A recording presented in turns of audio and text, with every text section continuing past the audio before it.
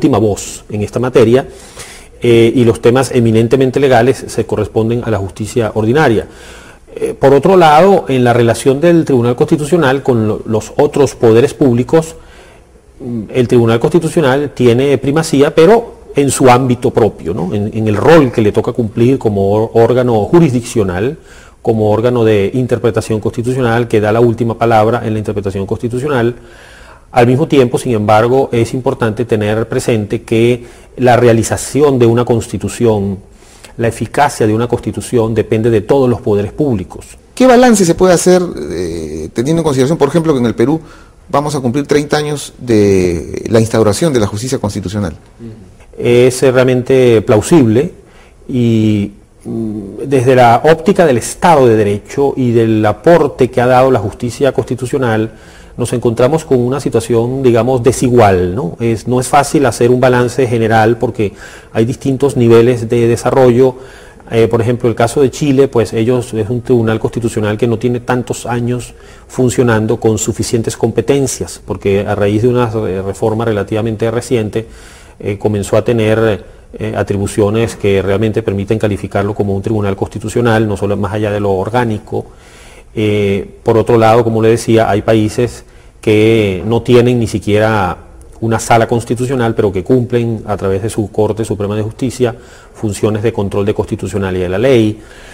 Hay países que cuentan con el amparo constitucional, que es una herramienta fundamental para el desarrollo de la Constitución, para que la Constitución sea palpable para el ciudadano en la resolución de problemas concretos. Realmente el amparo ha favorecido el desarrollo de la justicia constitucional en amplia medida en muchos países, como es la experiencia de Colombia, es la experiencia venezolana, la experiencia del Perú. Igualmente en México, pues el gran instrumento de la justicia constitucional ha sido el amparo, a pesar de que ellos no cuentan propiamente con un tribunal constitucional con esa denominación, pero su Suprema Corte de Justicia se va perfilando como tribunal constitucional.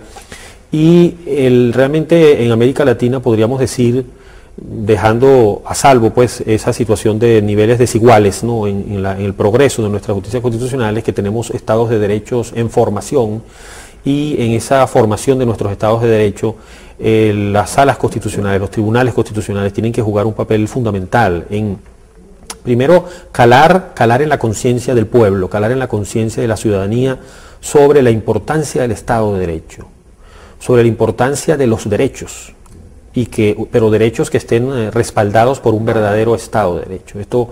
en qué se traduce? Pues en que es importante que el ciudadano, que los habitantes de nuestros países perciban que tienen derechos, cuentan con derechos que pueden ser protegidos ante un tribunal, ante una instancia imparcial, que cuentan con derechos que pueden esgrimir frente a los gobernantes y que van a ser escuchados con criterios de justicia frente a los órganos del Poder Judicial y en último término ante un tribunal constitucional. De esa manera los ciudadanos van a comenzar cada vez más a cuidar su Constitución, a querer su Constitución, a cuidar su Estado de Derecho, porque van a entender cómo el Estado de Derecho no es un simple concepto etéreo, no abstracto, que les viene muy lejos, sino que Estado de Derecho también es garantía de derechos sociales, porque en definitiva, cuando hay un Estado de Derecho, el que la ciudadanía reciba protección social no depende de dádivas, no depende de políticas simplemente coyunturales, de campañas electorales, de políticas de clientelismo político, sino que en último término es algo que es independiente de quién esté en el poder y de cuál sea la corriente política que cada cual siga, porque depende únicamente de su condición de ser humano. ¿Usted tiene alguna posición respecto de qué es más conveniente, tener una corte constitucional o que esta justicia especializada esté dentro de una corte ordinaria? Al final podríamos decir que es irrelevante y lo importante es que exista una justicia constitucional. Sí, yo allí me inclino por esa visión de que es preferible tener un tribunal constitucional, porque esta experiencia de la sala constitucional, por ejemplo, dentro de un Tribunal Supremo de Justicia, suele generar algunas tensiones en las relaciones entre las salas, derivadas de que, pues, de manera casi inevitable hay una tendencia a que esa sala constitucional se coloque por encima de las otras, precisamente en el tema de la interpretación constitucional, de la protección de la Constitución, de la protección de los derechos, Y pues hoy en día ese ámbito es un ámbito que tiende a expandirse mucho, el ámbito de protección de derechos, interpretación constitucional. Y en esas tensiones entre sala constitucional y otras salas, al final me parece que es preferible sincerar las cosas y claramente pues crear una corte constitucional, un tribunal constitucional, no en el sentido de que sea una corte con poderes omnímodos ni nada parecido, porque al final pues los tribunales constitucionales también están sometidos al principio de constitucionalidad y legalidad, sin perjuicio de la autonomía procesal con que cuentan y de la autonomía de interpretación constitucional, pero ellos también deben respetar el régimen de competencias y deben actuar dentro de las competencias que el ordenamiento les ha atribuido, sin perjuicio, repito, de sus poderes interpretativos, incluso reconocimiento de competencias implícitas, pero ese Tribunal Constitucional, consciente de sus límites y también de su misión, claramente ya se sitúa fuera de esa Corte Suprema de Justicia, y allí también se sincera lo relativo al procedimiento de escogencia de estos magistrados, que no necesariamente coincide con el procedimiento de escogencia de los magistrados de la Corte Suprema o Tribunal Supremo. Los criterios de selección son distintos. Hay países, por ejemplo el caso alemán, donde se exige una mayoría calificada en el Parlamento para elegir a los magistrados del Tribunal Constitucional, no así para los magistrados de la Corte Suprema de Justicia. Con lo cual, pues, esta sinceración creo que favorece las cosas en muchos aspectos, y al final, a pesar de que en distintos países la creación de estos tribunales ha generado también problemas, ¿no?, roces entre la Corte Suprema de Justicia y el Tribunal Constitucional, sin embargo, me parece que allí las cosas están ya diseñadas de manera más clara en cuanto a que la última palabra en la interpretación constitucional la va a tener el Tribunal Constitucional. Tenemos la gran tarea, la gran función para la cual fue creado una Corte Constitucional, que es el control de constitucionalidad de las leyes. En esta perspectiva siempre hay tensiones cuando las Cortes Constitucionales terminan invalidando por inconstitucionales algunas leyes del Parlamento o incluso decretos con rango legal del Ejecutivo.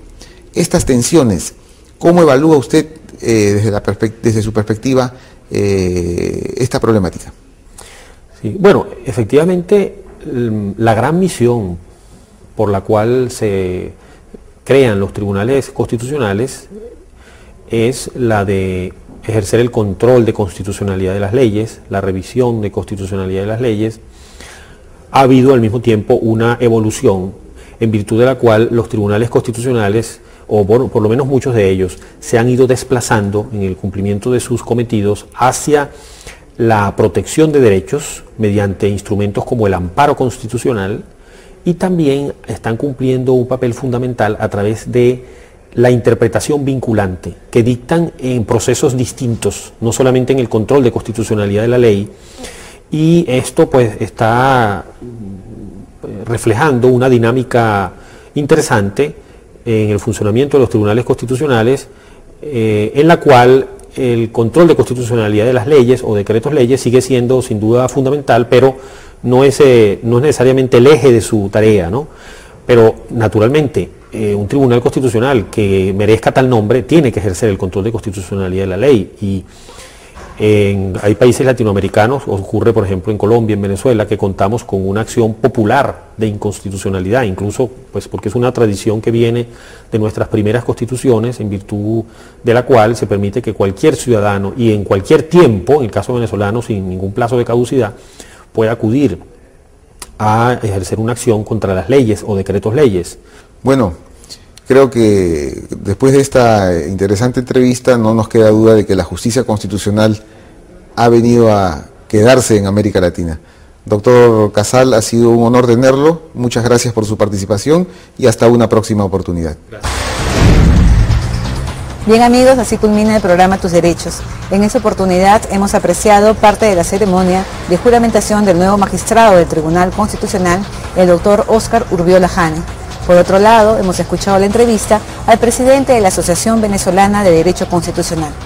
Agradecemos su amable sintonía y nos vemos la siguiente semana.